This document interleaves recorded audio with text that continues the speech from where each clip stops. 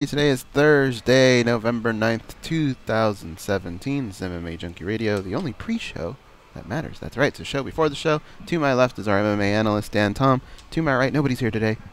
But if you come to the Mandalay Bay, often there is somebody sitting in that chair. Back home, also known as an undisclosed location, Gorgeous George. 30. And Danny, the producer. He Hi. is in New York. How you doing? You doing good? How are you? How about now? I mean, it's still pretty much just as good, but just maybe a little bit less as good. Are you more confused when you think? Yes. You don't want to do that. Coming up. Stand by. I know I don't. That's why I'm afraid. Stand by. This is your captain speaking. We are making our descent into Las Vegas McCarran Airport. On behalf of our crew, we'd like to thank you for flying MMAjunkie Airlines. Now please fasten your seatbelts and put your tray tables in your upright position because the descent is gonna be a little bit bumpy. Alright, Junkie Nation, it's time to roll, baby, on MMA Junkie Radio with Gorgeous George and Gold. This is what we do and why we do it, baby. All night long, we rollin'! Yes! The MMA Junkie Radio revolution is upon us. Can you dig it? There's no escape. No escape. Through the vast frontier of cyberspace and through a sea of stars in outer space. One small step for man, one giant leap for mankind. We've solidified our combat communications stranglehold. We are controlling transmission. With the use of MMA Junkie Radio and SiriusXM satellite radio technology. MMA Junkie Radio.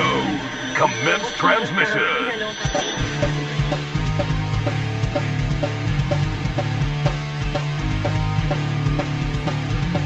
Live from MMA Junkie Radio HQ in the fight capital of the world, Las Vegas, Nevada. Here are your hosts, Gorgeous George and Goes. From the fight capital of the world inside the beautiful Mandalay Bay Race and Sportsbook, you are listening to the MMA Junkie Radio Show, the only show that matters. I'm your host, Gorgeous George. With me as always is the devious and dastardly Goes, our ace co-host. Sitting next to him, Dan Tom, the latest addition to the show, our fight analyst. Back east, handling all the producing duties, Danny Otto. What's up, guys? Good morning, everyone. Today feels like Friday, but it's not. It's Thursday. It's been a quick week, man. It has.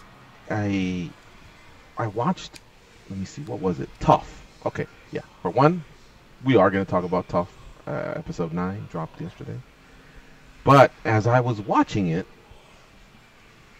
later on they had Tough Talk, and then they asked Rose, how you feeling? You know, are you still on a high? And she said, well, the first 2 days or something. And I did look. I go, fuck, it's already Wednesday night. Tomorrow we have a packed Thursday show. Wow, like, really time flies. But, I mean, these last 3 shows were so much fun. You know, just talking about that epic UFC 217 card. And, of course, Big John McCarthy in the house yesterday. I've been on a high all week. It's been a fun week for me. How about you guys? I think Big John is one of the guests that we still kind of geek out on when he gets in here. It's really not work. You just sit back and you learn, and at the same time you just geek out on some of the stuff that he tells you. It's always a good time when Big John's here. So yeah, any week where we have him, and even going back to Dolce, those 2 shows we were talking about at the end of yesterday's show, is pretty fun. Yeah, I was seconding that. Those are my first ones being on this side of things with you guys, and just listening to those guys and knowing who they are, obviously, but listening to them on the show for many years, it was really cool to take part of that. So that was definitely one of those days where I was just kind of sitting back and trying to digest it afterwards, and was awesome. And every show's been a little unique. I mean, we got into gun control a little bit, and I think the week before what were we talking about? Where we were getting kind of deep. Things that can offend people. Weight cuts. Yeah. Yeah, no, I thought you meant the Dolce side of it. But yeah, we did get into the word racism and stereotypes and yes, terms that are deemed offensive. You know, in the last 20, 30 years, that when we were growing up, we didn't know any better, or they weren't offensive. I guess is the easy way to say that. Hey, have any of you taken a look at the front page of MMAjunkie.com? That was about 5 minutes ago. Yeah. Yeah, I got the press release that George St. Pierre was gonna do a conference call, and I really thought he was gonna retire. He was good friends, probably still is, with Kenny Florian, and Kenny has really had some tough decisions to make as of late. Like, all right, Kenny, who do you got? And think about it. He works with Bisping quite often, but I know that he did a lot of work at TriStar with George St. Pierre. I think he's always admired George St. Pierre, and in the end, he had to pick amongst two guys he probably considers not just colleagues on the fighting side, but probably friends. But he did pick George St. Pierre, and anyway, so I feel like when Kenny says something in regards to GSP, I feel like he has like a little bit of inside, and he's been saying he doesn't think GSP is going to come back. Now, he gave great reasons too to back it up. So even if it's his own hypothesis and no intel from St. Pierre, I mean, it makes sense. What could GSP honestly do if he beat Whitaker and if he beat Woodley? Yeah, of course, another tip of the hat, another notch, whatever you want to call it. But right now, there's a lot of people that I respect that are already saying he's the GOAT. So all he could do is maybe distance himself. But really, what is there to gain in terms of that legendary status? Not much. And the one thing that's always been nice about anyone that either makes the GSP argument or if it's, your own GSP argument is he exited on his own terms. He exited at the top. There's no having to defend, well, that was, he declined a bit, but remember in his heyday or when he was in his prime, and let's toss out those fights. That I hear that a lot from people that go with the Fedor argument. Of course I respect Fedor and everything he did, but people like to say, well, by then he was older. Fuck no, he wasn't older. I mean, when he was crushing Arlovsky and Sylvia, both of those guys were top 3. And then about a year later is when he started losing those other. I mean, did he age that much in a year? And why was his mid-30s the aging stage for that heavyweight, but yet Verdum was, I think Verdum's 40, you know what I mean? And he was 38 when he won his title in the UFC. And a lot of great heavyweights have done some great work in the, at that age. It's just the competition got a little bit tougher, Now that's not to say Fedor sucks or he's not the greatest. I'm not saying that. I'm not going to get into that right now. But I hear a lot of these convenient arguments at times, when it comes to certain fighters. But back to GSP, you don't have to use that with him. He exited on top. I mean, by the skin of his teeth. I thought Hendricks won, by the way. But by the skin of his teeth, his hand was raised. So, again, what would he really have to add? He really wouldn't have anything to add. So, Kenny Florian makes some great points there. And, again, him being so tight with GSP, I honestly thought this morning that's what it was going to be. But it wasn't. He revealed the neck injury that he suffered against Michael Bisping. Says he still has plans to fight interim title holder Robert Whitaker. And that is a contrast to his post-fight, in Octagon interview where he said, wow, those guys are big, they hit hard, and, I am a welterweight, blah, blah, blah. So I'm just a little perplexed with the great GSP and what might be next for him. If he really has retirement money, and if those guys went over $1 million and he was able to add to their retirement money, dude, just stay away, I mean, you came back, you got that last taste of competition. You soaked it all in at MSG. Gold around your waist. Fuck! I mean, that's pretty legit, you know what I mean? But I don't know. What did you guys have any thoughts about what he might say this morning prior to me revealing what he said? Or hoping he would say? I didn't think he would retire, but I thought he was going to give us more clarity on what he wanted to do with the belt. And so, like, if you go on MMAjunkie.com and read the story, it talks about he's very adamant about he has to defend against Robert Whitaker. That's in his contract. But come on, guys. I mean, like, when do we not know if the UFC wants to make something happen? They can rip that contract up easily and go in another direction, right? So I don't think that's hindering him as much as maybe he puts on. The injury seems like it's already on the road to recovery. He says he's feeling a little better already. So I don't think that's much. I really think it just comes down to a negotiation tactic. And for him, if he were to suffer a loss, I think there's a difference between somebody who goes out on a loss and somebody who goes out on a losing streak. And I think GSP, as long as he's testing himself, which normally he is, you know, to the highest caliber, if he were to fight Tyron Woodley, he's the current champion. You know, there's not too much shame in losing to that guy. If he were to fight Robert Whittaker, I mean, again, he's fighting out of his weight class. I don't think that there would be too much hate towards him. I think there's a difference, though, if you start mounting up these losses. I think that's where you start hurting yourself a little bit. So if I'm him and I still feel it, I still feel good, yeah, I'd take one more fight, I guess. I mean, every one of these fights for him has got to be... He's got to be cashing a pretty big check, and those checks can be very significant in his life. So as long as he still feels good testing, and he seems like one of the most responsible guys in that area, I would take one more fight. Why not? Man, that's pretty. I'm hoping he does. I mean, I'm hoping, but you're right. Like, if he starts racking up losses, though, how far do we start? And I don't even want to say Conor McGregor territory because he's not quite there, but you guys get what I'm saying here, you know? How long do we all stay along for it? Now, there's contrarians like me who are already over it. Already feels like we're following the most popular guy and girl in high school. Like, they're coming on the announcement saying, who am I going to go to the dance with, guys, every day? And we're like, okay, we get it. Just announce who you're going to go to the dance with so we can all move on, please. But yeah, I got to imagine if he keeps up the dance or maybe racks up some losses, then yeah, you'll start to raise some questions there. But as of right now, I'm with Gigi. There's a lot of legitimacy on an argument for GSP. Yeah, there really is something to retiring at the right time. Jordan didn't need to go with the Bullets. You know what I mean? Montana probably didn't need to go with the Chiefs. They could have just chilled right there, and you'd always look at the resume right there. But I also know that, hey, I was going to say it's fun for them, but fuck, for GSP, it almost sounds like it's a miserable night. Like there's a lot of regret. Why did I do this? Until he gets in there and starts cracking skulls, then all of a sudden it's like, yeah, this is fun. But, you can tell it really, really wears on him.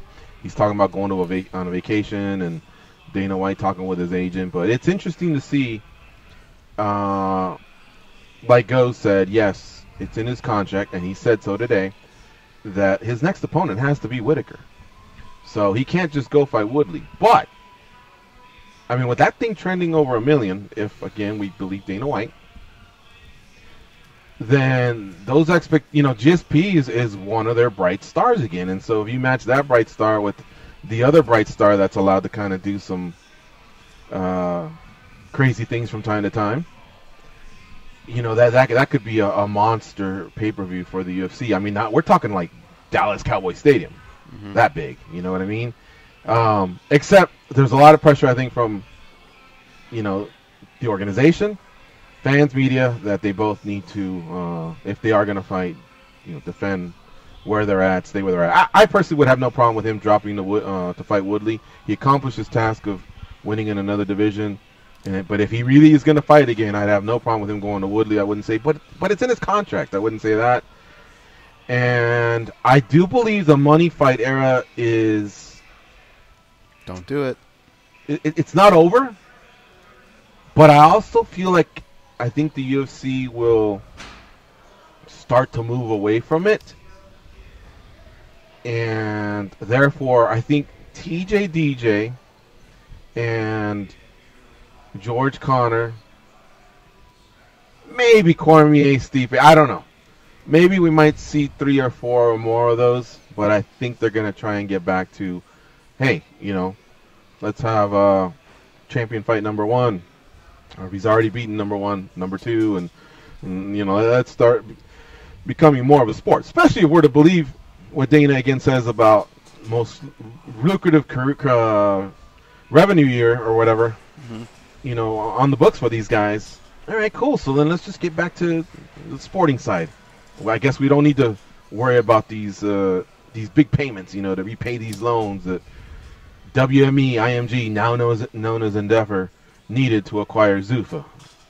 Yeah, but regardless, back to GSP. I mean, who cares about their financials? There's some rich cats over there, but it doesn't sound like he's retiring. Just to recap, and he's acknowledging what's in his contract. So now we'll just probably have to wait a bit to see, what's up next. Now I do want to turn the page to some injuries, but I did hear Goes. I think he wanted to say something to maybe put an end to this topic. Well, with I think the interesting part is going to be the negotiation, because I think there's two sides that are on different sides, really. I mean, that didn't make any sense. But when you look at GSP, I think what he wants to do is he wants to take things fight by fight. Okay? The UFC, I think, is more interested in what are your future plans. Because if you got one fight left in you, I'm not sure the UFC wants it to be Robert Whittaker. That's not that big of a win for them. Yeah. However, if GSP comes back and says, you know what, I got 2 or 3 left in me, then all right, we'll give you Robert Whittaker, and if that loses, we could always pair you up with someone else and make a lot of money that way. If he says he only has 1 left in him, I don't see them doing that Robert Whittaker fight, and I think they try and go for what would be considered the sexy matchup, something that's going to sell a lot of pay-per-views, and then I think that's where you start getting into that route of possibly 170 or possibly a Conor McGregor or someone of that caliber. So that's what I find interesting, is that negotiation tactic of, I think GSP wants to take it fight by fight. I think Endeavor is more interested in a little bit more long term. Okay. I'm going to run one more scenario by you guys, and then we'll shift to some stuff that's going down with UFC 218 and 219. Hell, I'll just tell you that right now, and then they can marinate, and then we'll come back to it. Frankie Edgar is off UFC 218. He was supposed to challenge Max Holloway for the UFC featherweight title on December 2nd. He's injured, rumored to be an orbital bone injury. So nothing where we're looking at, I believe, an Achilles tear or labrum or anything like that, where he's gonna be out for a year or anything like that. From what we hear, it's gonna be more of a quicker recovery, but not in time, obviously, to fight. So Max Holloway definitely wants to stay on the card, and of course, the name at the top of the list for a lot of people is Cub Swanson. From what I'm hearing, they're working on it. Not necessarily Cub Swanson, but really keeping Max on the card, finding an opponent, and of course, Cub fights the following week, so he's in shape. He would just have to bring everything up. The weight loss and his preparations by a week, and then of course the Fresno card where he was supposed to headline with Brian Ortega. They would now be looking for a new main event because Aljamain Sterling wants off that card to fill in for Dominic Cruz, who's off the UFC 219 card. He was supposed to fight Jimmy Rivera. Now we're talking bantamweights, and that wasn't supposed to be the main event, but it was one of the highly anticipated fights. I mean, that could produce the next opponent for TJ Dillashaw. So, and I kind of like that, except now Fresno's really falling apart, and I don't know what they could do there. They've never been to Fresno, believe it or not, and I would imagine the UFC really wants to stay there. So I believe the UFC right now is actively trying to work on 3 cards. But now I want to go back to GSP and throw something at you guys. All right. So Conor not defending 155 has sucked. It's a deep division. We have an interim champion. It's what can I say? It's not acceptable.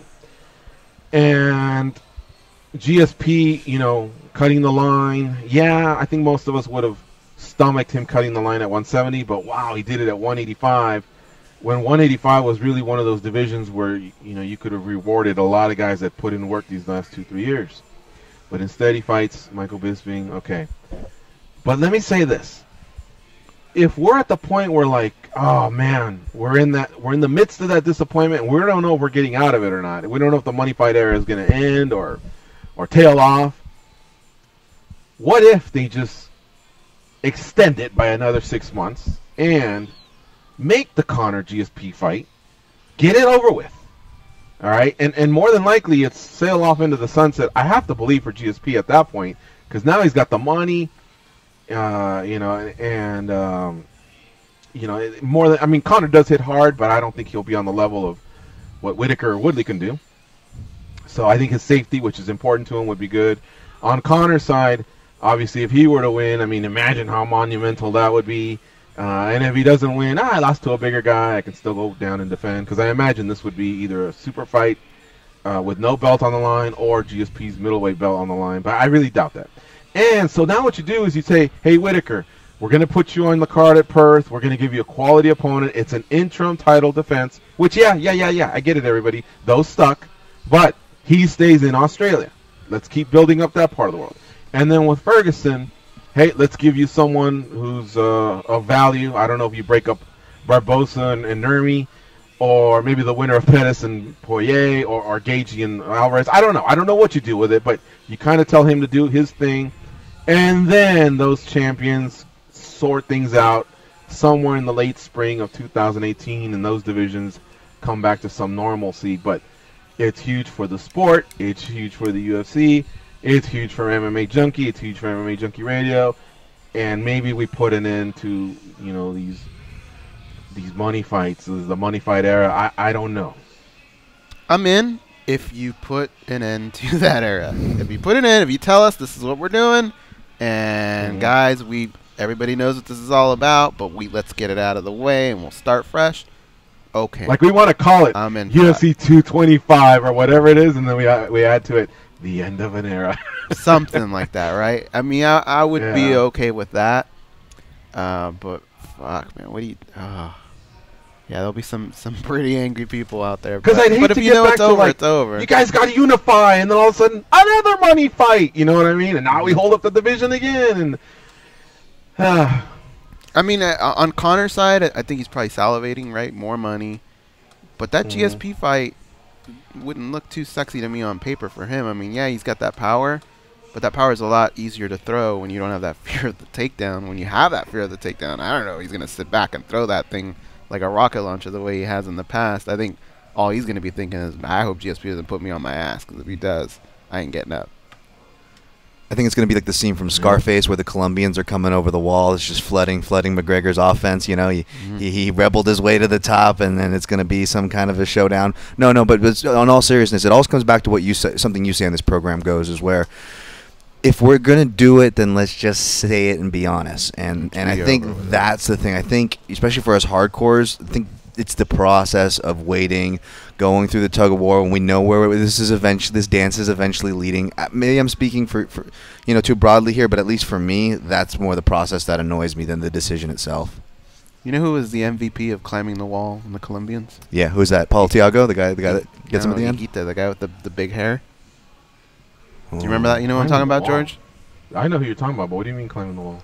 At the end of Scarface, when all those Colombians are climbing over the wall, and they're yeah. The dude with the hair, the big fro or whatever, he was fucking people up left and right. All I know is the guy that ISIS loved when he got that call. Hey, we're going over to Scarface's house. He was the guy driving. I'm not crazy though. The guy that ices Scarface does look like Paulo Thiago though, right? Like they do kind of resemble each other. Yeah. That guy was a little too cool, wasn't he? Wait. The guy that's always wearing the glasses? Yeah. He reminds me of Paulo Thiago. When I first saw Paulo Thiago knock out Kostrick, I was like, Paulo hey, it's Thiago. I don't think he reminds me of Paulo Thiago. He reminds me more of like Sebastian Maniscalco with a tan. He's dark. I remember he's really dark, and he slicks his hair back. And I don't remember Paulo Thiago doing that. You sure you're not thinking of another Brazilian? I thought you were talking about Thiago Silva. The guy that ices him at the end. With the shotgun. No. I mean, he's standing behind him, and that. I mean, it's such a ridiculous scene because there's all these guys at the bottom shooting at Tony Montana. He's shooting downward, and I get it. He's got whatever that fucking assault rifle's called, or whatever. I mean, he's blasting fools, right?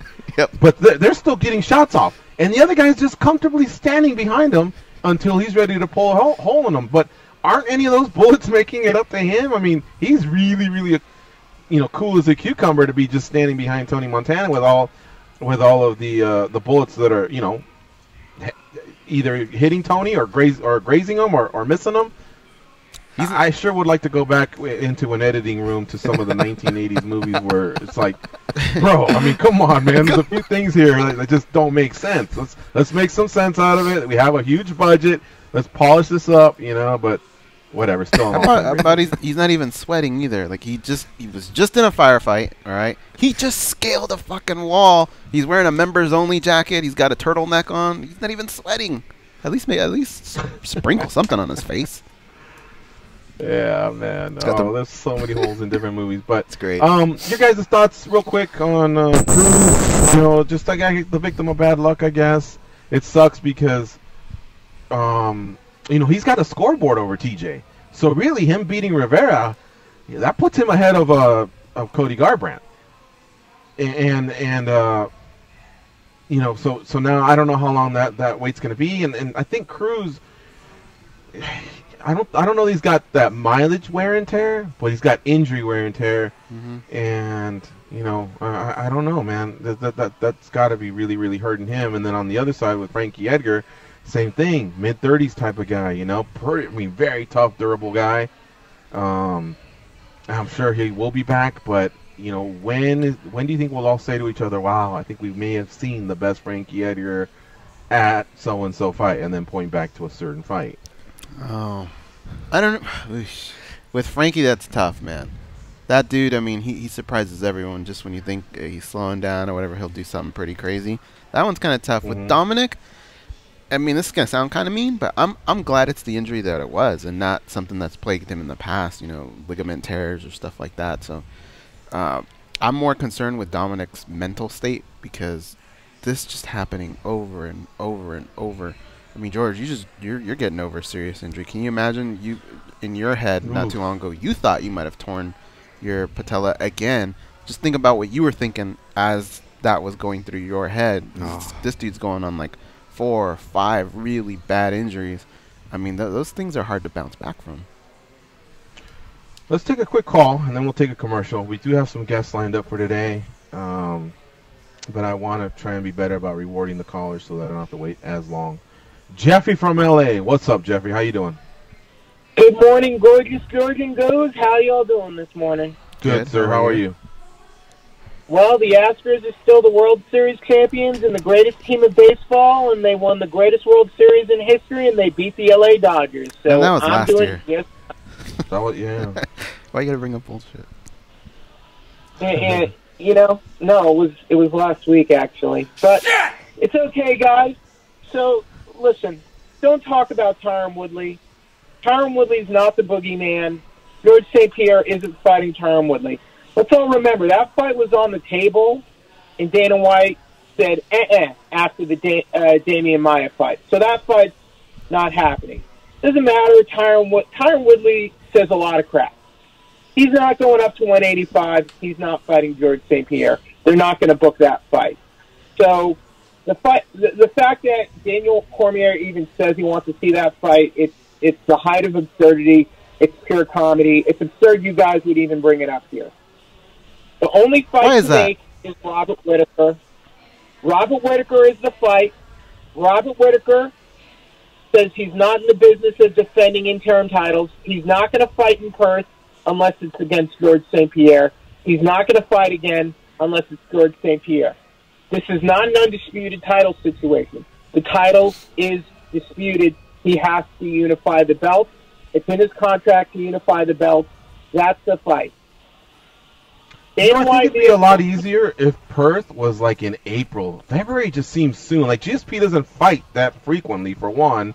And Robert Whittaker, I thought, was coming back from a pretty serious knee injury, but he says he's already training. But there's a lot of pressure because that's a pay-per-view, so they have to have an Australian or New Zealand-based superstar there, And I'd love for it to be Whittaker and GSP, but it doesn't seem realistic for GSP to travel across the world to fight in Perth.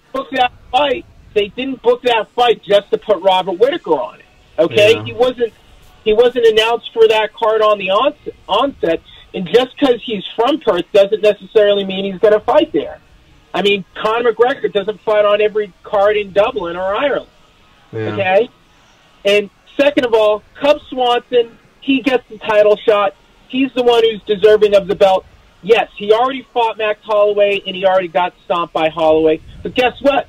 So did Michael Bisping when he was given that last-minute title shot against Luke Rockhold. So, to me, the precedence is there. Cub Swanson has more than earned his shot. He was supposed to get a title shot before, but he stepped up to fight Frankie Edgar and said, this man has been a company man from the beginning. He has the 4-fight winning streak. He is still ranked in the top 5. He has earned a shot.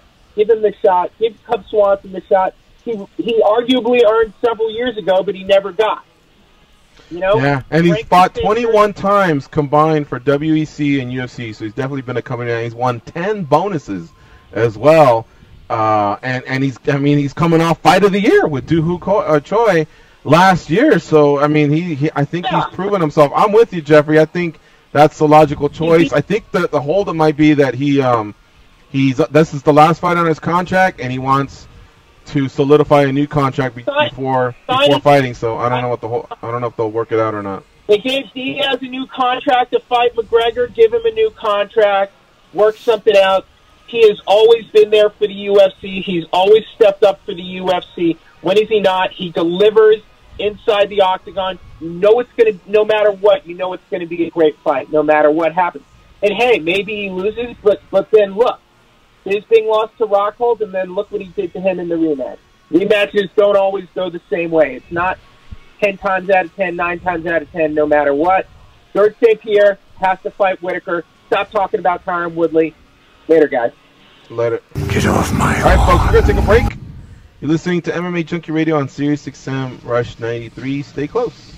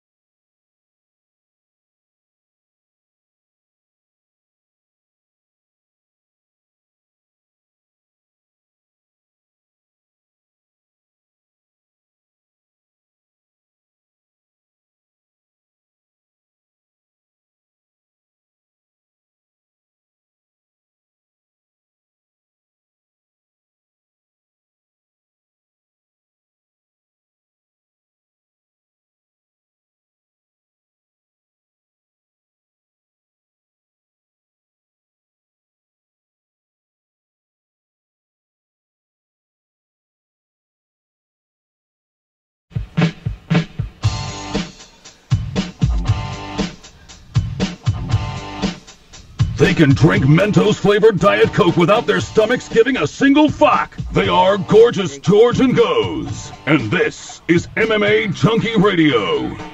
I jumped the gun. I'm sorry. I'm excited here. It's Week 10 in fantasy football, and the push for the playoffs is on SiriusXM Fantasy Sports Radio. Listen to the best fantasy football analysts tell you how to make trades and how to set up a winning lineup. You need expert fantasy football advice now more than ever on Sirius 210, XM 87, and on the SiriusXM app. The Funky Cold Medina. Who asked for that one, Danny? Samuel Medina. Samuel Medina. All right, makes sense. Let's see here. We're gonna change the schedule up a bit. We were gonna talk to Ricky Palacios, who's one of the bantamweights, one of the 8 bantamweights that's fighting in a 8-man, one-night tournament. One-night, 8-man tournament. I think that sounds better, the second one. Out in Cancun, Mexico. It's Copa Combate, presented by Combate Americas. But, you know, international calling sometimes is a roll of the dice. So right now we're going to go to the hotline, and then we are going to talk to Jason, the intern, to talk a little bit more about last night's Tough 26 episode, which I think is either 9 or 10. Maybe he can tell me that. I think it was 9. And we're definitely closing in on, you know, these semifinals. And of course, don't forget, whoever wins this season is a UFC champion. So there was some elbow throwing yesterday. You know, there was some posturing and positioning, and it was kind of interesting to see. And then Tough Talk, of course, summarized it all. DC making some valid points. Hey, this is for a world title. I'm not sure I can blame the antics of a few of these ladies that were trying to get that second chance. But I don't want to spoil Jason's bit.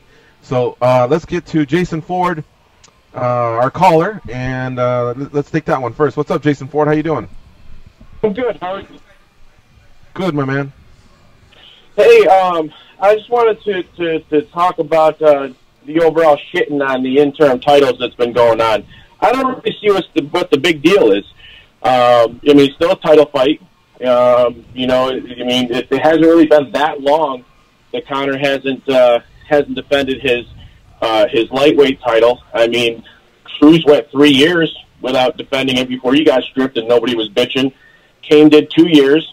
People were complaining a little bit, but, you know, none of this vacate or, you know, defend bullshit that's going on. And, I mean, overall, I mean, you guys watch Bellator, and you guys recognize those guys as world champions, so why would the interim world champion, or the interim champion, be considered a world champion? You know, I think the only thing is the year mark. Well, so while Dominic was still the incumbent, there was some interim titles that were being floated around between Barao and then I think Dillashaw, I don't recall, and then eventually they unified when Cruz was able to come back, except by then he was stripped. So, you know, each case was kind of individual. I felt like that one did go quite a while, but, you know, I think the UFC just tries to go for a feel of how things may be going. Now, the one I think that disappointed a lot of people was when Conor defeated Eddie and they made him vacate featherweight, why did they have an interim so quick with Tony and Khabib? I mean, we all get it. It's just easier to market a title fight, which eventually it didn't happen. But Conor had fought 4 times in 11 months, and all he was asking was for some time off to become a dad. Did they really need to do an interim title? It's not like he had any sort of injury or anything. And so, you know, I think what bothers the fans is the lack of consistency and the fact that, you know, sometimes it's more of a convenience thing, you know, and it's not fed to you that way. Fans will stomach things a lot easier if they kind of feed you the truth. But of course, from the UFC side, I don't think they're ever going to publicly say, well, you know, this guy's hard to deal with. He may fight Mayweather later in the summer. Plus, we stand to maybe gain an average of 100,000 pay-per-views if we call this an interim. So, I mean, all that stuff's just not going to happen. I hear you for it. I mean, sometimes I really have no problem with it. You know, but that was a case where I just thought it was silly. I do agree with you there with the lightweight championship. They did pull the trigger really fast on that. As a matter of fact, I remember thinking when they first did it was like that was a real Bellator move, because I remember Bellator had done that a couple times too. Yeah, the Bisping one I didn't mind as much because Bisping, remember, was healthy, then not ready to go, healthy, not ready to go, and so a lot of fans were teasing him over the timing of that. You know, with, he was healthy when GSP was now ready, but when he wasn't, and Romero was next, he wasn't healthy. But regardless, how do you question a guy that's fought 25 times? I don't think he fears anyone per se. I think what he feared was losing the money fight. And so at that time, as Bisping got closer to a year with that and the injury and the back and forth, I think that's why they said, hey, let's do Whitaker versus Romero, if and more of a pushback from the UFC. So on that one, I did agree. So I think they've individually, the last two you talked about, I agreed with one and not necessarily the other. Hey, side bet this weekend: Giants versus the Niners. Where do you want to put on the line? I'm not a baller or anything, so Chipotle. Yeah, sure, we can do that. I got the Niners. Get the fuck out of here. All right, man. All right, we'll figure it out. Thanks for the call. Hey, wouldn't that be funny if I took the Giants? Yeah. And he did take the Niners? What do you guys have to lose at this point? I mean, I feel like I have the better quarterback, although Eli's had some atrocious games, but he's still talented. But it would sting if they started Garoppolo. They're in San Francisco. I think the Niners are favored by like a point and a half. Both teams are just decimated with injuries. I actually hope they televise it because I really am interested in watching it. We got to get to Jason Buckham. Is he ready to go? Yeah. He is ready to go. All right, Jason Buckham, our former intern, also a podcast host himself, the Overhand Right podcast. Check it out on iTunes. Help him out. Leave him a comment. Give him a listen. Subscribe. He's a good guy. He did great work for us. And now he's going to recap Tough 26, Episode 9. What's up, buddy? Hello, gentlemen. Gorgeous George and Dan, Tom, and Danny. I won't say hi to Goes only because I'm salty. I admit I'm salty. Because I drove from beautiful Vancouver, Canada, down the I-5 through the King County of Washington, and I sat my ass down inside CenturyLink Field only to watch Blair Walsh become Blair Walsh and miss 3 field goals to the left, costing us 9 points. All he had to do was hit one for overtime, but he couldn't do that. So I'm salty. So right now, Blair Walsh and Goes are on my enemy list, I guess. So hello, everybody but Goes. Hi. I could take that. Jason's a nice guy. Yeah, there you go. Hey, that was a good episode last night, right? 2 fights, some drama. You know what I mean? So I guess we can call it ongoing drama between Alvarez and one of his fighters. I won't spoil it. I'll let you handle that. But then the fighters themselves, they had some drama. So that's right down my alley. Yeah, it was interesting because they had 2 fights, so it's kind of like 2 parts of the episode. It split them into focusing on 2 people battling in one fight, and then they kind of move on to the next fight. So there was drama surrounding that, but the first fight came so quick. It was like 15 minutes into the episode, so they pretty much got to the episode. It was Roxanne Modafferi versus Emily Whitmire. Modafferi fought the very first fight of the season, so she's been sitting on the sideline for a bit, and we haven't seen her.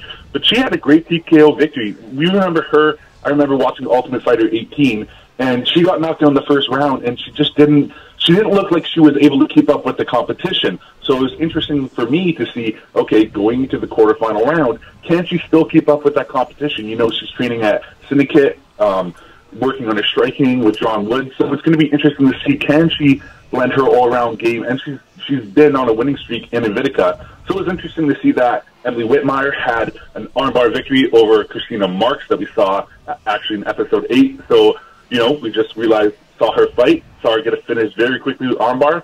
So she's bouncing right back at it. And they just got into the fight.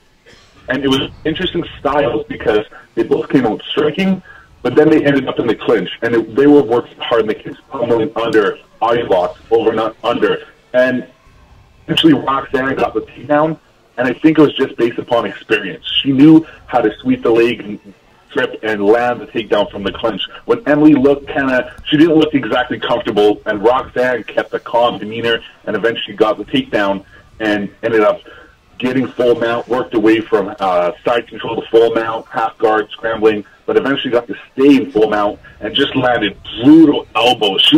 It was almost as vicious as what GSP was landing against Bisping before he went for the rear naked choke.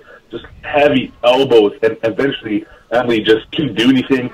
And it was actually the ref was saying, hey, you have to move, defend yourself herself intelligently, and Emily Whitmire just couldn't do it, and she ended up getting stopped with, I believe, 2 or 1 second left in the first round. So maybe if she moved a little bit more and just gave it that 1 second, maybe the ref would have went, hey, we're going to let it go to the bell. But I believe usually the refs give you, if there's 1 second left, they may maybe give you that 1 second and let you go to the end of the round. But I think the ref probably should have stopped it earlier. So I agree with the stoppage. But Emily Whitmire out. She had a great run, made it to the quarterfinals. And don't forget, she doesn't have a lot of fights under her belt, so she's still growing. She can grow within the UFC, or if they give her that chance on the Ultimate Fighter finale show or whatnot. That Roxanne Modafferi, I have to give it up to her.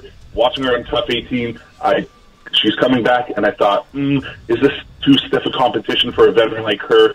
But you know what? She's proven me wrong. She changed her game, and she's bringing this vicious demeanor that is working in this competition. She's not chilling. She's going in there and putting on a hell of a fight. So Roxanne Modafferi is in the semifinal round, and that was the first half of the fight. So what do you guys think about the fight? I thought it was phenomenal. Yeah, but you know, the one thing that stood out for me was Emily, to me, seems like right now she's in almost the same spot that Roxanne was years ago when she was on Tough. You know, kind of devastated by losing in front of a national audience like that. But she still has that potential where I think she could turn things around and maybe look at a Roxanne Modafferi and see how she turned her career around and turn around and do this again sometime. Yeah, I didn't like the quitting afterwards. And I mean, I guess I appreciate the honesty, the admission, but I was watching Misha watch her, and I was wondering what was going through her head and if she's going to have a talk with her. I mean, Misha's a girl that, remember, Holly Holm was on her way to winning that fight, and Misha dug deep.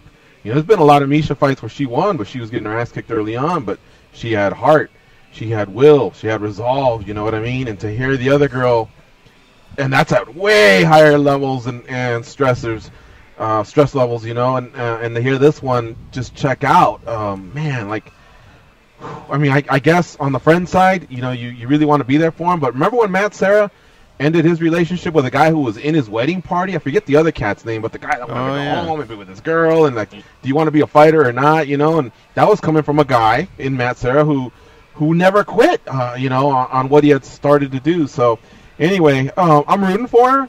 Hopefully she does turn it around, but you know, that's I guess a red flag for me. Like, would she do that again? You know, does she really have it in her? I think she should answer that before she keeps investing more time into the sport. Let's do this, man. Let's take a quick break right now. It's a small break, Jason, and then that way we don't have to sweat it. We can just cruise to the finish line with you here in this first hour. But let's get this break out of the way, and then we'll come back and we'll talk about Sijara Eubanks versus Deanna Bennett. That's where things really started to get a little bit spicy if, again, you're one of them drama queens like myself. You're listening to MMA Junkie Jason, you okay on time? Yeah. All right, cool. All right. You're listening to MMA Junkie Radio on Sirius 67 Rush 93. Stay close. We'll be right back.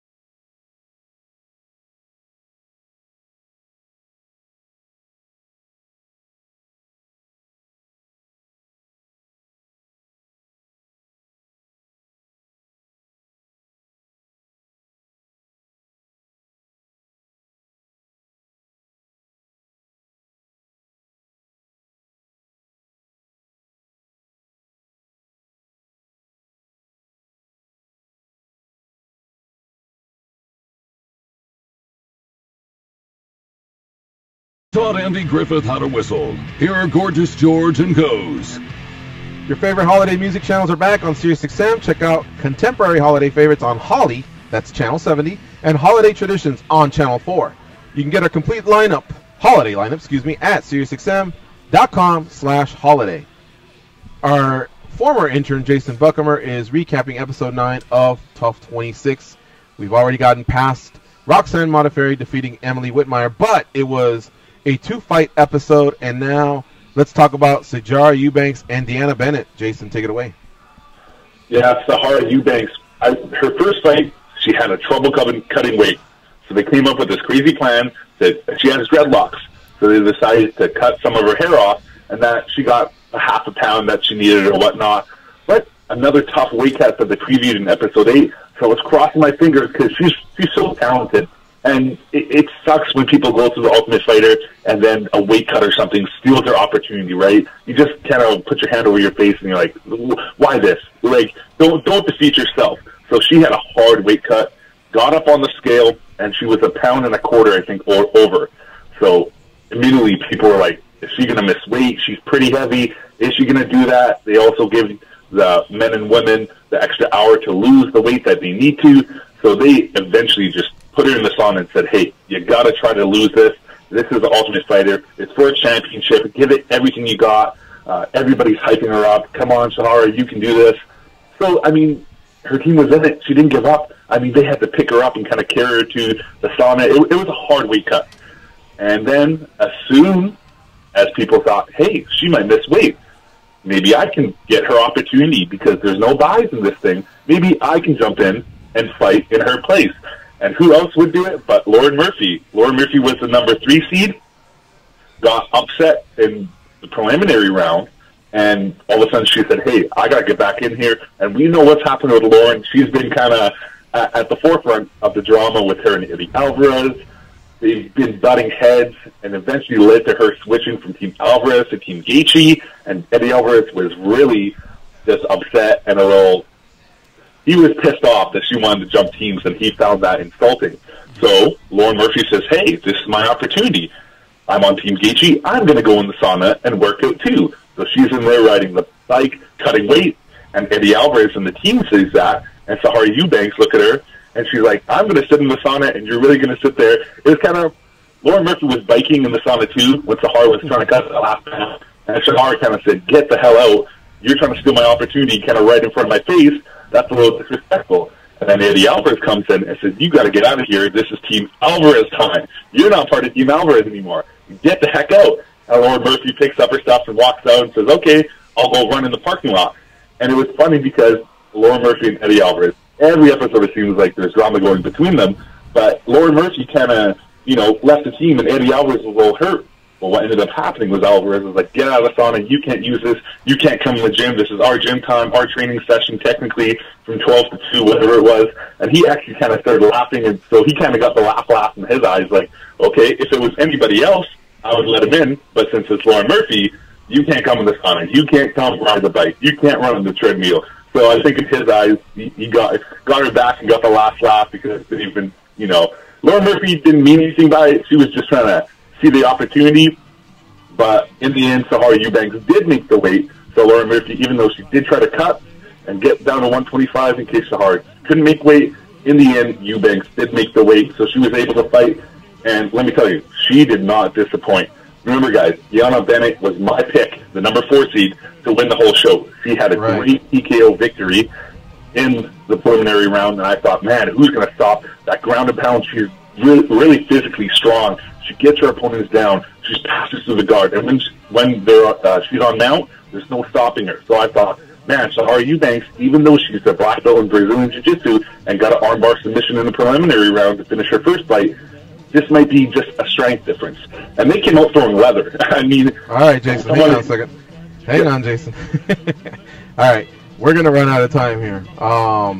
So I don't want to just cut you off at the very end. But you did a great job recapping, and just so everybody knows, it wasn't her jiu-jitsu that won the fight. It was, surprisingly enough, a head kick. Massive kick. But you did a great job of recapping the rest of the episode, and we appreciate you, buddy. The Overhand Right podcast, The latest episode just dropped where we recapped UFC 217 and he previewed Norfolk. You did a great job, Jason, and thanks for joining us. And folks, we will be right back after this break.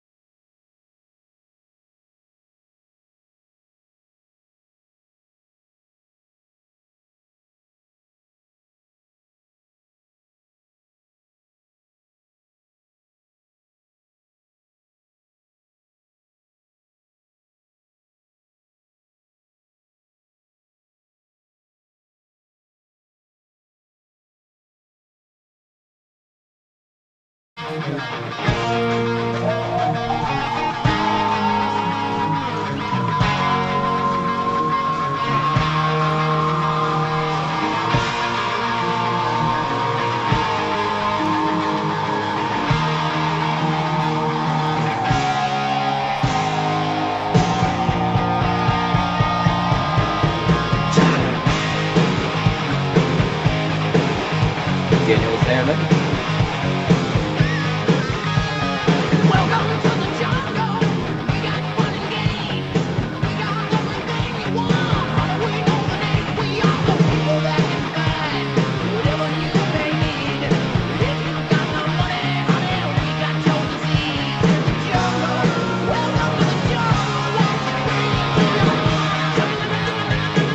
All right, here we go. It's the second hour of the MMA Junkie Radio Show. Thank you again to Jason Buckham, our intern, our guy. Damn, I hated cutting him off. He's a good guy. He really is. Again, the Overhand Right podcast is his on iTunes.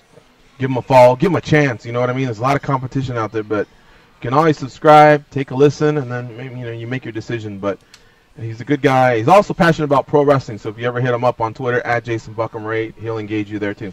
All right, folks. So now we're going to move on to our next guest, Daniel Weichel. He's going to join us here on the hotline in about 20 seconds. Let me just tell you a little bit about Daniel Weichel. He's 39-9 overall.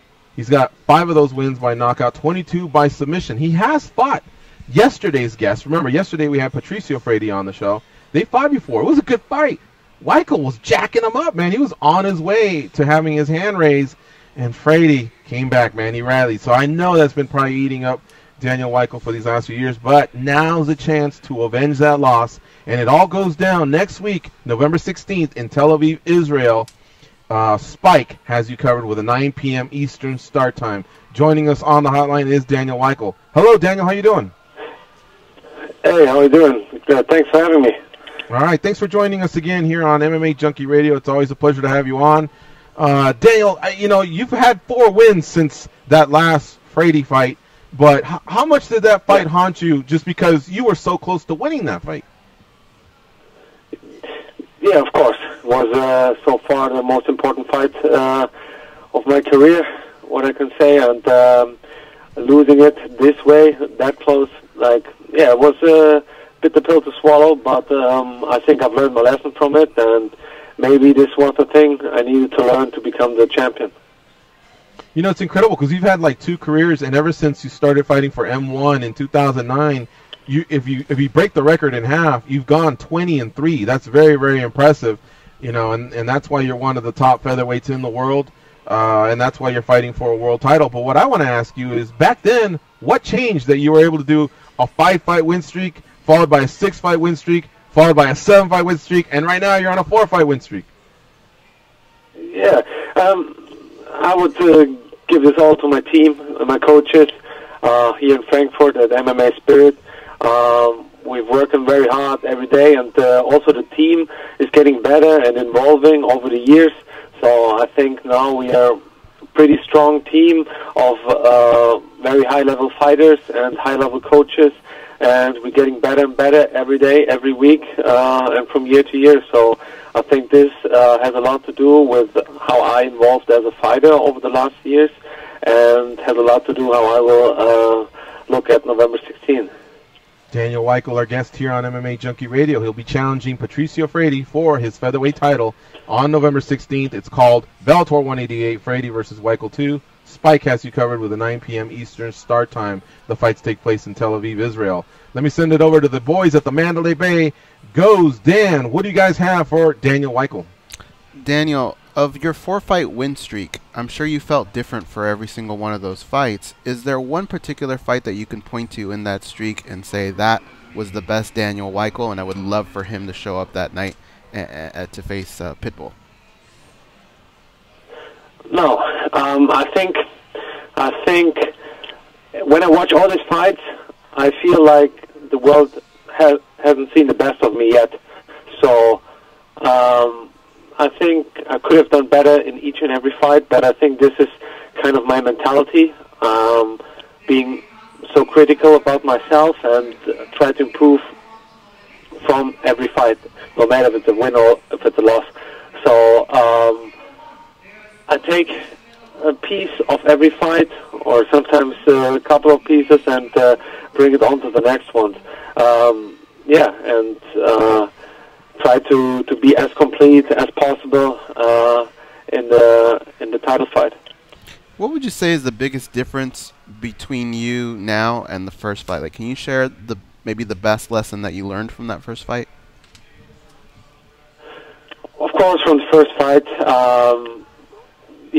I think I got a little bit, the emotions got into me a little bit in the second round, and I kind of got, when I watch the fight, I see myself rushing in a little bit too over-motivated, and I'm telling myself, why don't I keep the focus that I had in the first round? Why don't I keep the focus? And this is one thing that I try to carry on to the other fights, and also into each and every training that I'm doing. Like, keeping the focus. When I'm in the fight, I don't think about if something hurts or anything else is going on, or thinking further than this particular moment. I try to be in the moment and be aware of the moment and as much concentrated as I can be. Daniel, you're 32 years of age. You started fighting in 2002. It's 15 years ago. You have almost 50 fights. Do you still enjoy the training and the fight itself, or is it more about it's your career and it's a business for you? No, absolutely. I love this sport. It's really my passion, and it's a little bit, of course, it changed a little bit over the last years. Sometimes I feel like at the end of training camp, having had a hard training camp, hard weight cut, I feel like, okay, now I can take a week of rest or 2 or even more. But after a couple of days off from the gym, I feel like, hey, I want to go back. I want to roll. I want to do this. I want to do that. And yeah, the feeling is right back. So, and yeah, it's still there, and I'm still love what I'm doing. Do you train exclusively in Europe, or do you come to North America and train at all at any of the camps over here? No, I train just at MMA Spirit in Frankfurt. I'm really feeling home here, and feel that I have the best people around me, best training partners, coaches. I really feel this is giving me what I need to improve as a fighter. So I did training camps in the past, like, yeah, before I've been with MMA Spirit. I did training camps in America, in Brazil, but yeah, it's nothing like being at home, having your family around you, having a team that cares about you, that knows how you feel inside training camp, inside weight cut. So this is really important for me to have the people that take that much care for me. So I feel really, really comfortable being here. Yeah, and if you look at your record, you've beaten fighters from Team Curran, the TriStar Gym, Jackson Wink. So definitely you've proven yourself there. And since you have been to Brazil and North America, and I know this is going to be one of those questions that's tough to answer because you want to be as honest as possible, but at the same time you want to support your gym. But you stand firm that the quality of training in Germany is now on the level of what you've seen in North America and South America. To be honest, I feel that at MMA Spirit in Germany, this I've never seen before at any gym in the world, because we have all under one roof. We have like just facility-wise, we have the cage, we have the ring, we have mats, we have a physiotherapist, we have a sauna, we have a fitness area. It's all combined, and plus we have like high-level coaches, like Muhammad Awali, striking coach. We have Sabah Bulagi as a wrestling coach, who is was national #1 wrestler freestyle, and we have jiu-jitsu coach Andrew Saul, and always bringing some guys in to help in training camp. And we have a really strong fighter base of we have like more of our fighters are in lighter weight classes, like lightweight and featherweight, but we also have welterweight and light heavyweight fighters. So yeah, I feel this all together brings like the perfect mix of having everything to get ready for fights. How big is your gym? How many members are on your pro team? Are there more young German fighters that we haven't heard of, but that you feel will make an impact in the sport in the future? Yeah, of course. We have Ivan Buchamer, who's a M1 champion at featherweight division. He's training with us, and we have a lot of upcoming fighters. Like I said before, Sabah Bulagi is one of the guys you would definitely hear of. Max Koga, Christian Eckerlin, and also Stefan Putt, who's former M1 light heavyweight champions, training with us. These are all top guys who are on a very high level. That's great to hear. Definitely, many great athletes in different sports have come from Germany. So I can only imagine that if the young men and women decide to train in mixed martial arts, and you have a quality training atmosphere and gym like you say that you do, then it's just a matter of time before we start seeing more of an influx. Hey Daniel, thanks so much for spending some time with us here on the show. We look forward to your fight versus Patricio Freire. The first one was amazing, and I have a feeling that Bellator 188's main event will not disappoint. Good luck in that title fight against Pitbull. Thank you. I appreciate it. Thanks for having me. All right, thanks for joining us. Folks, you can follow Daniel Weichel on Twitter at Daniel Weichel, and a big shout out to the Bellator team, Dan, CJ, Danny, for lining that up. Bellator 188 takes place next Thursday on Spike, 9 p.m. Eastern start time. Thursday, I said, on November 16th, so 1 week from today. We're pretty much going to go back-to-back, and we're going to try and line up Ricky Palacios. We kind of rerouted him from a little bit earlier in the show. So, Danny, if you want to line that up, we can do that. And Goes, have you been checking the wire to see if anybody's replaced either Cruz or Edgar? Because I've been pressing refresh, and obviously sometimes the news travels through Twitter as well. So are you keeping your eyes open? No, I still haven't seen anything. I did see Jose earlier tweet that he'd like that fight too, but I don't see anything. Maybe if he had been more competitive in it, maybe. I mean, he did have one of those long reigns, but the reign got broken up by Connor, not by Max. So then what he did was he earned his shot. He really could have got an instant, but Connor, of course, started exploring the Diaz fights, and well, it was really going to be the RDA fight, but then it became the Diaz fights, and then of course it circled back to Frankie, and so that ship that sailed for Aldo, and in the meantime he went and took care of Edgar very impressively, so he earned his shot again. But I don't know that Aldo can just step in like that, because again he got squashed in the Connor fight. He did impress in the Edgar fight, but the Holloway fight, was a finish. So how do you feel about that? I mean, if you put that on paper, it's hard to say, nah, I'm not feeling it, right? I mean, I'm definitely down. I want to keep him on the card. That's the thing. So at this point, this is one where I'm willing to throw away rankings and all that. I just want to see the guy fight. Do you want? Okay, I know we have Ricky Palacios ready to go, but real quick, answer this. But do you want to see Max versus Cub or Max versus Aldo? You decide. They say they say you decide. Goes. At this point in his career, I really want Cub Swanson to get that fair shot. And I know it's something he's always wanted in his career, so if I have to decide, I'd say Jose Aldo. Folks, on Saturday, Combate Americas presents Copa Combate. And no excuses. These guys are beasts, man. They're on NBC Sports. They're on Telemundo.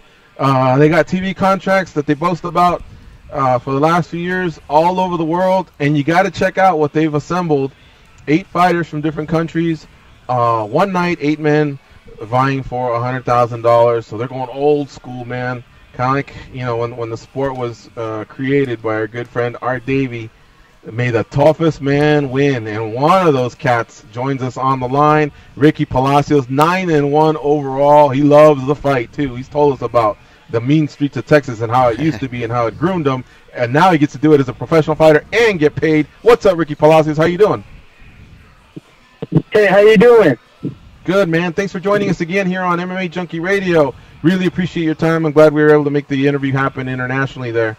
How you feeling before having me?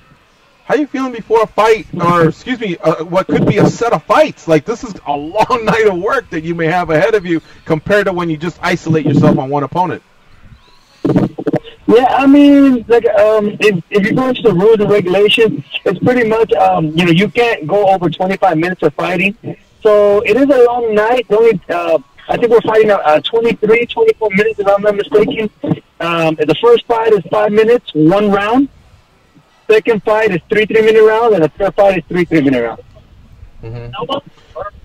So the same amount of time can be spent in the cage as most sanctioned title fights. I get that, but what about the fact that in between fights you got to go back and decompress and relax, and then all of a sudden rev the engine again? Is that how you train? Did you mimic the training according to how the night could go? No, I didn't really mimic it. This is my way of thinking about it. It's one championship fight with more breaks. So what I'm doing is I go back to the stage to stay warmed up, keep stretching if you have anything hurting, make my coaches massage it a little bit, just stay warm, stay ready, and be ready for the next fight. Yeah, Gallero, Ricky Palacios joining us here on MMA Junkie Radio. By the way, his opponent in that first round is Carlos Rivera. Again, it's one night, 8 men vying for $100,000 at Copa Combate, presented by Combate Americas. All this takes place, by the way, in the luxury resort of Cancun, Mexico. Saturday, NBC Sports, Telemundo, one of those channels here for the stateside American audience. You can grab it there. And, of course, check your local listings if you're listening internationally for where you can watch Combate Americas, because they're all over the place. All right, let me send it over to the Mandalay Bay. Goes, what do you have for Ricky Palacios? Ricky, I know your homework as far as training had to have been on Carlos Rivera, but there are other guys in the tournament.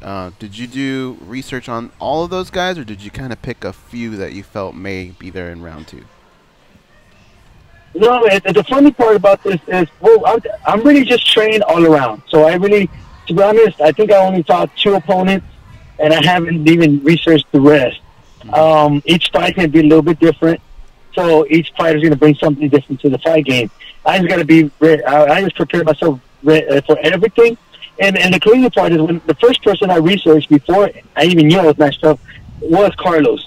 You know, I looked into his stuff, and he was like the first person I saw.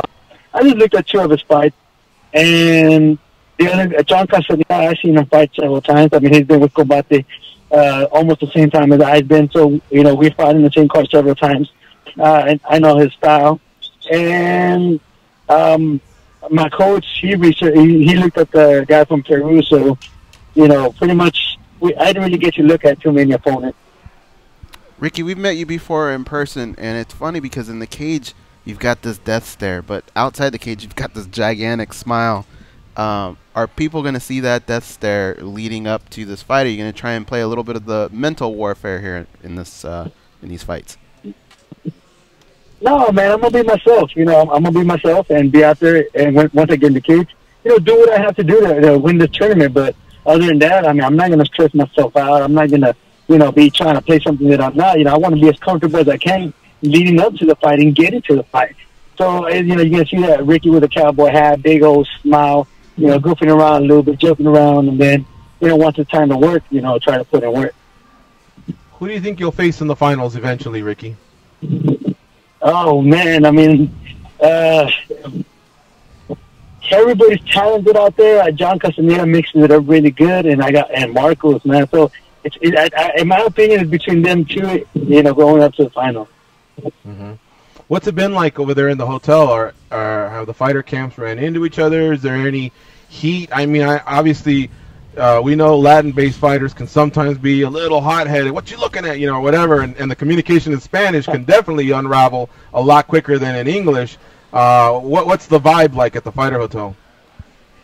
No, man, everybody's awesome. All the fighters are good. They already know, you know, it's tournament, it's business. Nobody really, you know, nobody's trying to be I'm going to say a dickhead or anything like that. Everybody knows that we're here to fight each other, and, you know, and everybody's real cool. I mean, it's a real chill environment, and, you know, we're just having fun out here in the resort. Hey, Ricky, let me ask you a silly question. What if somebody in the hotel goes, ¿Y tú qué miras, pendejo? What would you say to him? Vete a la verga.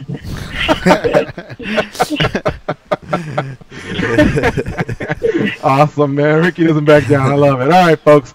Listen, follow Ricky on Twitter at ElGallero05. And check out the fights this weekend. Combate's made it really easy, man, with that contract they landed with NBC Sports. And, of course, on Telemundo, we tip our hat to Combate Americas. They're making some moves. Our guy, Campbell McLaren, definitely standing behind what he said. And that's to make this the biggest Latin-based organization. And so on Saturday, we get a 8-man, one-night tournament. Can't wait for it. Thanks, Ricky, for the time. I'm glad we were able to connect. No, thank you for having this interview and having me on. I appreciate it, guys. All right, take care. We'll see you. Likewise. All right, folks. That's back-to-back Daniel Weichel and Ricky Palacios, 2 fighters from different organizations. Shout out to Mike Aframowitz for making that one happen. Let's sneak in a call here with Oriole from Alberta, Canada. We'll take a break, and then we'll come back with the immortal Matt Brown. What's up, Oriole? How you doing? Hey, guys. I just had a quick question. I'll take it off. You can guys talk about it there. Matthew Lopez vs. Rafael dos Anjos. Rafael, what's his name? Assunção. Matthew Lopez is about like a plus 250 underdog. Is he a live dog there? I mean, he trains with Trevor Whitman and Justin Gage and Rose and those guys. Good wrestler. Is there some value in there, or what do you guys think? Yeah, I'll step in on this one. I want to defer to Dan on this one. Dan, do you got it? Or? I'll step in on this one. I think he's a live dog. Matthew Lopez has done well for me in his last fight against Johnny Eduardo, but as much as I wanted to reason decide with him Oreo here, I had to take Rafael Sunsao. I think it's going to come down to the counter game and his counter wrestling. Sunsao can stifle guys up pretty well. But, man, that Matthew Lopez kid, he's live. It actually reminds me of the dynamic, if you guys remember, when T.J. Dillashaw first fought Rafael Sunsao. T.J. Dillashaw, that was when we first started seeing his new style emerge.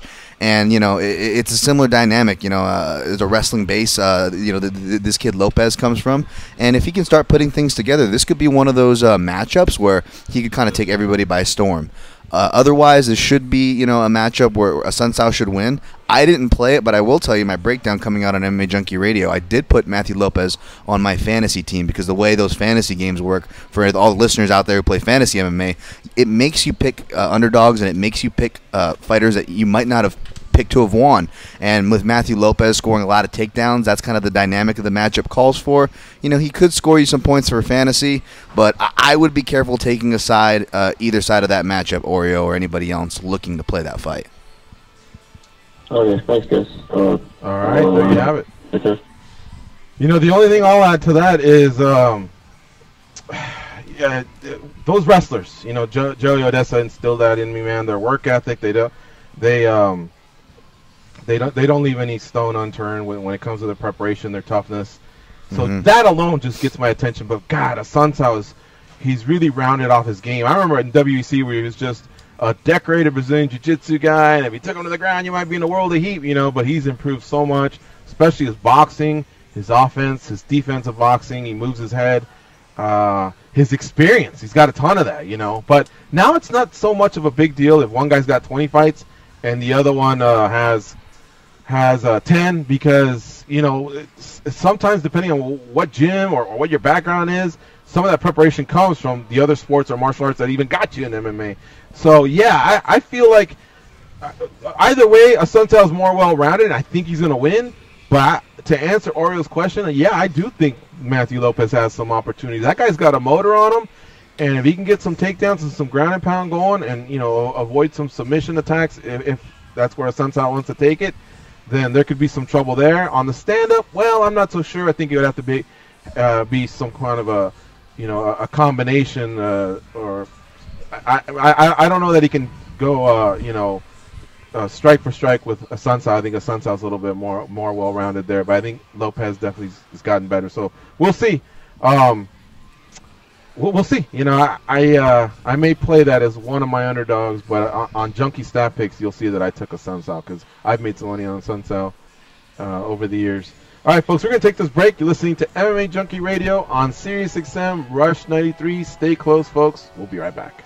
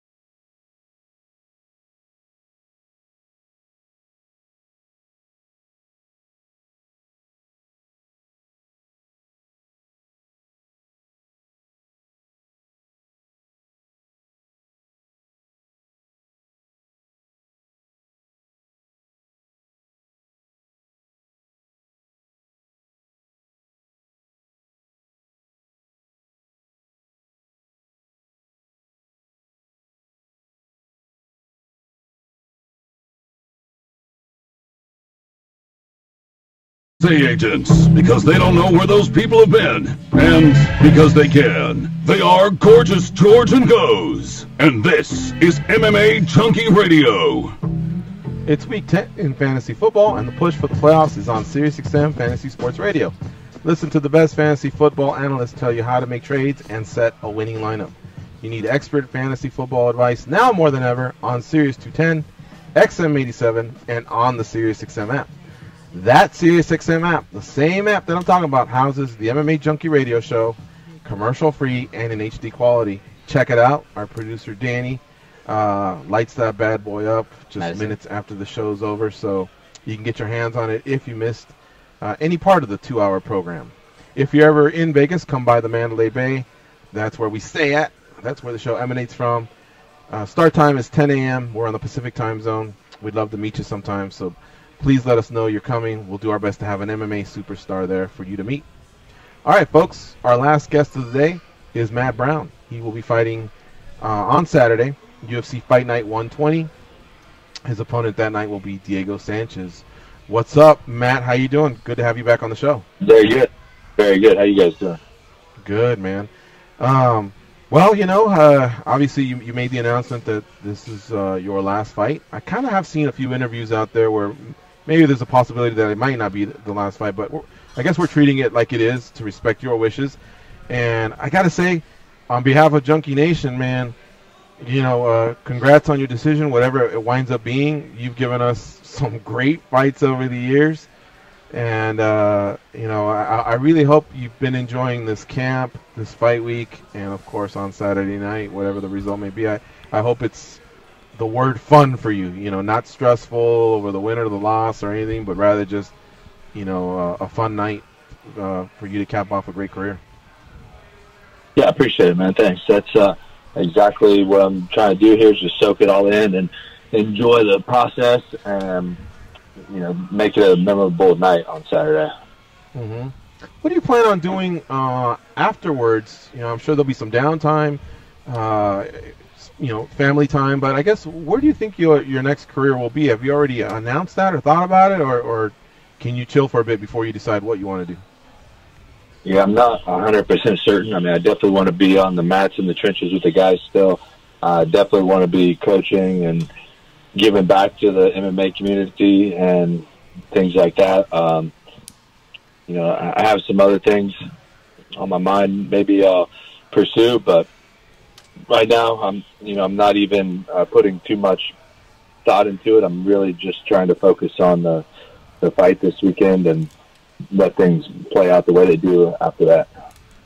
Did you consult any other former fighters when you were kind of contemplating this decision, or was this all just generated by yourself and your team or your family around you? Totally by myself. Maybe I should have, though. Maybe that's a good idea. And was it one particular day where you just felt it, or have these just been thoughts that have slowly been creeping up? Definitely a lot of long-term thoughts, but I guess I kind of announced it in one day, not really expecting the reaction that I got. I guess I didn't really realize how much people like watching me fight and stuff. I didn't really think about it, maybe a little too humble or something, but I was really surprised and got kind of emotional with the response that I got when I did tell people that I was going to be retiring, and it's kind of made for an emotional week that I really was not expecting. So, again, you know, we'll revisit it after the fight, and we'll discuss it with my family and friends and my comrades, and we'll go from there. Mm-hmm. The one thing I guess I have been pretty clear about is it's not a health issue. Like, you feel healthy, you love going to the gym, you love training. What it seemed like more than anything is you want to be in close to, I guess, a title picture, and because you're not, that's where you decided to maybe step away? Can you confirm that? Yeah, it's about having the hunger, drive, and motivation to be in a title picture, which takes a different level than just wanting to go out there and fight. And I've maintained that level for such a long time. You know, since I started fighting, I had nothing else on my mind other than getting to the top of the UFC. and I got very, very close, but I didn't quite accomplish it. But I think I can be proud of what I've done and everything. I thought, yeah, you're spot on. It has nothing to do with health. I'm very healthy and healthier than I've been in a long time, actually, now. And, you know, so there's that, and then there's also, you know, just spending more time with the family. And, you know, my kids I miss out on a lot of things with my kids. I have twins that are 7 years old now, and they're starting to get to that age where they need a father around a lot more. Mm-hmm. Matt Brown, our guest here on MMA Junkie Radio. He'll be fighting on Saturday versus Diego Sanchez at UFC Fight Night 120 in Norfolk, Virginia. All right, well, I have another question, then I'll send it over to the boys at the Mandalay Bay. On Saturday, Matt, what kind of a fight do you want to have? Would you like something like the Mike Pyle fight? It ended quickly, but you did get a vicious KO along with a bonus. Or do you want to spend like 7 minutes in there, you know, and maybe grapple a little bit and have to get out of a pickle and then come back? Like, what's your type of fight? If you could look back and say, man, this one particular fight I really enjoyed it, I'd love to do something like that again, which one could you point back to out of the almost 40 fights you had in your career? Don't really care, to be honest. I guess I'm really indifferent to it. I know that, the one thing that I ask of myself is to perform at the highest level possible. And I've set very high expectations for myself, and I plan on going out and meeting those expectations from myself. And that's really what's important to me. How Diego reacts to that is what's going to determine the outcome of the fight, or what's going to determine whether it becomes a good fight or a bad fight. You know, whether his chin can handle the punches and whether his resolve can, you know, fight through what I'm going to bring to him. So, and that's pretty much something that I cannot control at all. So on my mind is only my own performance. Goes, what do you have for Matt Brown? Matt, outside of the actual fight, what do you think you'll miss the most? You know, is it like the UFC staff or the travel part? What part outside of the actual fight do you think you'll miss? I don't know. I guess one of the toughest things about the thought of retiring is finding something that's going to make you that scared, as stepping into an octagon, you know, against another trained killer. So I think that's probably what I'll miss, but maybe I'll find something else too to replace that. I don't know. So that's the first thing that comes to my mind when you ask that. Is there a person, another fighter that's been through something similar that you've been able to lean on for advice, and can you maybe share some of the advice that you've gotten towards all this? No, I haven't really talked to much of anybody about it, honestly. So I got sound George. Maybe I should. Matt, if you want something scary, you should be the quarterback for the San Francisco 49ers. We don't have an offensive line that'll protect you, and you'll be running for your life. So if you got an arm or anything like that, give them a holler over there. Yeah, that actually does sound pretty scary, but I can't throw a ball for nothing, so I don't know if they would let me get in there. Oh, man. Well, you know, let's keep it short, you know, because, I mean, you're really only like 2 days away from a fight. I know you still got to make a weight cut. You know, thanks for the time. I don't want to say thanks for the memories yet, because you haven't really, I guess, I guess we want to allow you to either close your own chapter in the Octagon that night, or if you choose to continue, you know, we love covering you. We'll leave it at that. But, hey, thank you for the chat right now. You really seem in good spirits. And again, you know, just quite an amazing career you've had, and a lot of fans have enjoyed the ride with you. So whether it's last or not, just thank you for your contribution to the sport. And thanks, man. I really appreciate it. And, you know, hopefully, regardless of whether I fight again or not, you know, I still have some effect on some people and can inspire some people to do some great things. And thanks, MMAjunkie, and all the guys out there for always supporting me. All right, brother. Enjoy the fight on Saturday, and thank you again. All right, thanks, guys. Later. All right, see ya. All right, folks, there you go. That's the immortal Matt Brown. You know, like, how do you stop a guy from retiring if that's what he wants, even though you love to see him go out there and compete? You know, he's got his 3 kids. He's put in his time. He's had barn burner fights. And so on the one hand, it's like, hey, if you got the dough and you're set and you have a new career or you know, new goals and dreams, bravo, sir. But if he also looks back at you and goes, what do you think, man? Should I do this for another 2 years? As an MMA fan, you're like, fuck yeah. You know what I mean? I mean, like, give us more. His fights never suck. They're always great. Yeah, I was thinking when he was saying his kids are 7 years old, like, don't you remember early interviews with him where they were babies, like crying in the background? Yeah, yeah. It's been a long time. I remember when he wasn't even a dad. Mm-hmm. So things change, you know. And this one kind of caught me out of nowhere because if you know Matt, like, you just feel like he's not an athlete who just happened to come across skills.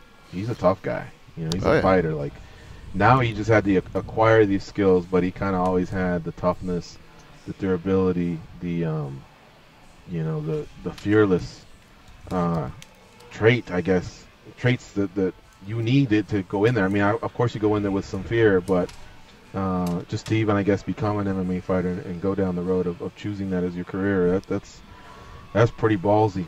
You definitely have to figure out what's going to replace that, though. That's kind of a scary thought. Well, that was interesting what he said, right? Like, what is going to replace that can match the fear of stepping into a cage with another killer? That's exactly how he phrased it. Mm-hmm. And you know, so there's a little bit of a high in that challenge, but at the same time, imagine when it's all over and you know that rush that a lot of people say it's a feeling that's incomparable, replacing that as well. But you know, he did have quite a few fights in his career, so I'm sure he's gotten, you know, the taste of all that for sure. So we'll see. I think at this point we just wait till Saturday, you know, and see how he feels. Who knows?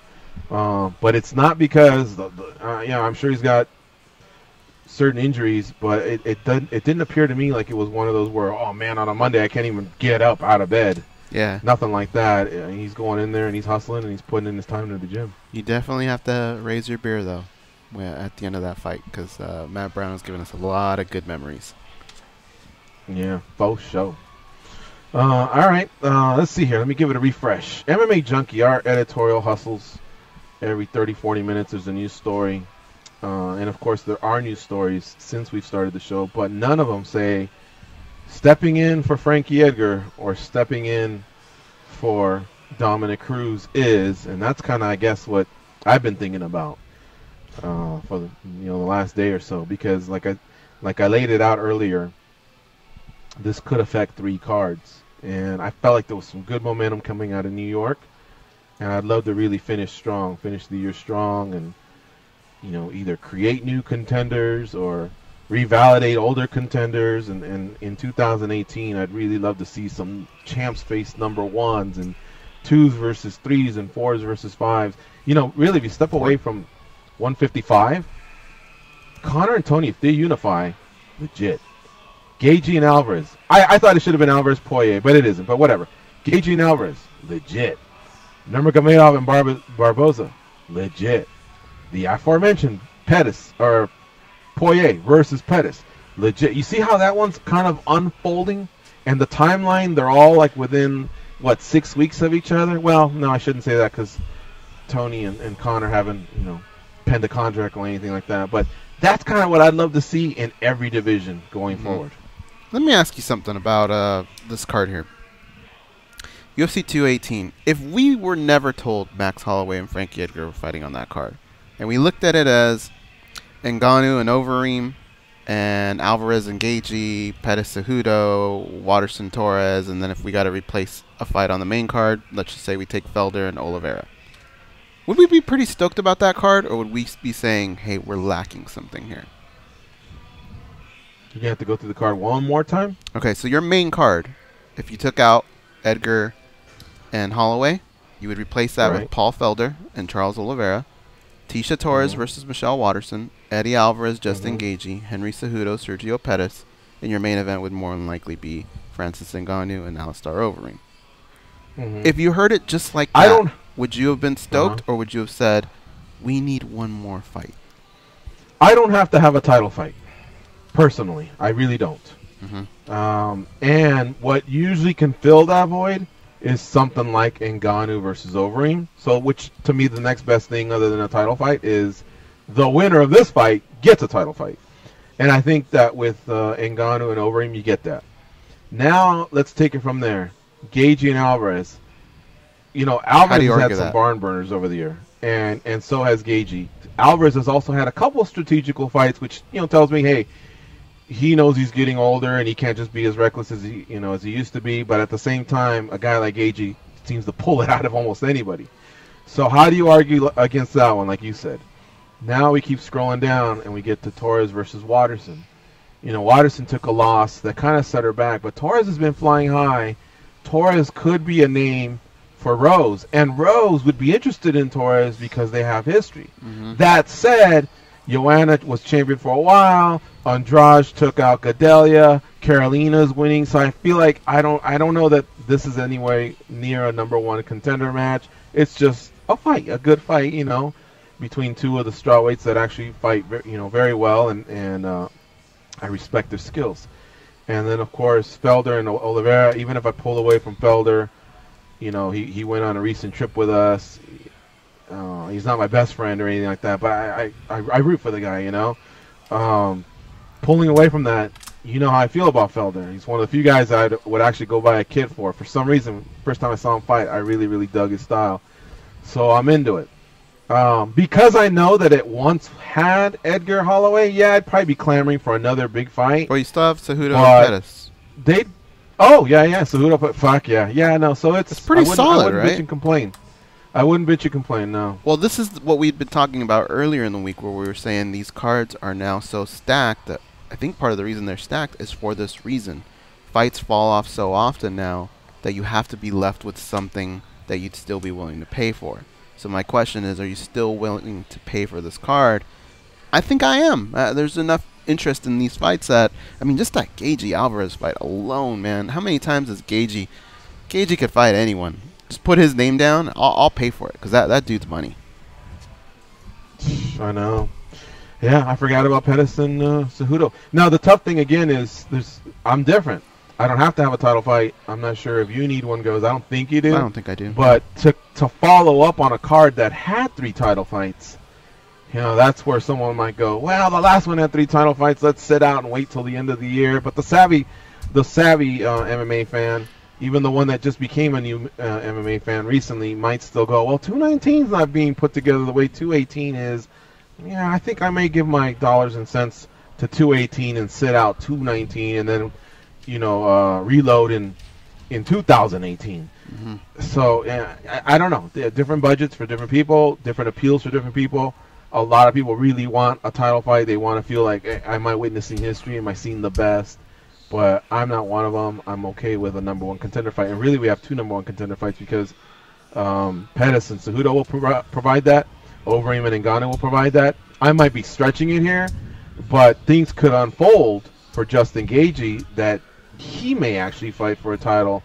You know, if Nurmagomedov loses a boring fight to Barboza, and let's say Saturday's fight isn't too appealing as well, then maybe Gaethje, with his undefeated record, being a former champion, coming off the tough stint, who knows? But again, now that's one of those scenarios where he needs help to get to that spot. All right, folks, I'll tell you what. Let's take a break. We can discuss this some more. We can keep hitting the refresh button, see if there's anything, or we may just have to fold up our tent and go and wait till tomorrow. Again, if you haven't heard, Frankie Edgar out of his fight at UFC 218 versus Max Holloway. They're actively looking for a challenger for Max Holloway who wants to stay on the card.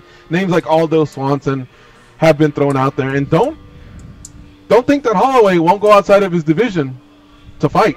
I'm hearing that might be the case, and by that I mean a lightweight that's willing to drop, and or perhaps, you know, maybe some sort of a non-title fight. I don't know. As long as it's a big name, we'll see.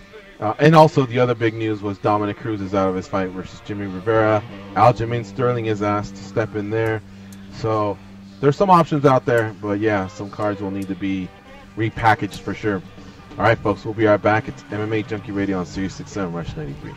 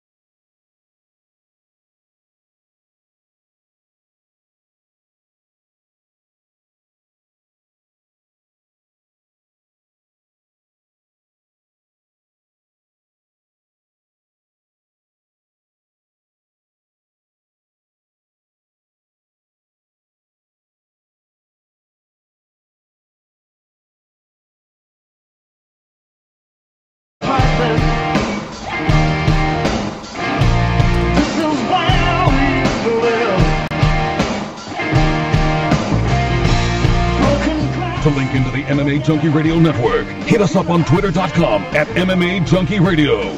This is MMA Junkie Radio. Here are your hosts, Gorgeous George and Goes.